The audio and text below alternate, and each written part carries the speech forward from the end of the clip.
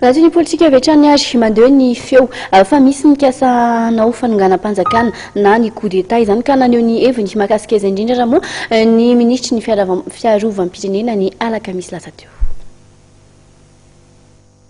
Coup d'état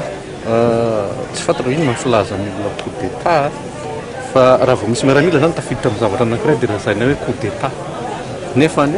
mety tsy voatery coup d'état fa mety fitiavam-bola fotsiny dia acte de banditisme tsotra fa ny atao hoe coup d'état mantsy resaka hanongana fanjakana zany za tsy manamarina hoe tsy misy na misy fa eto amin'ity firenena ity koa matetika indraindray misy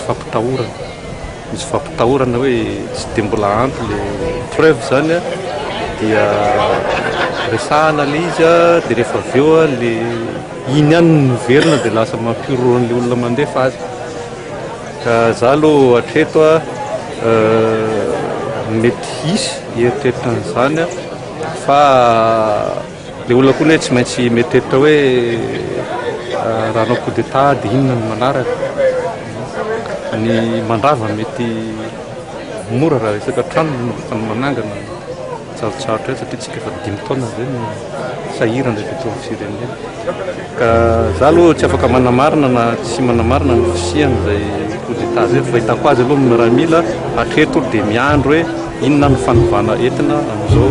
fitomboan'ny repoblika fahefatra zao.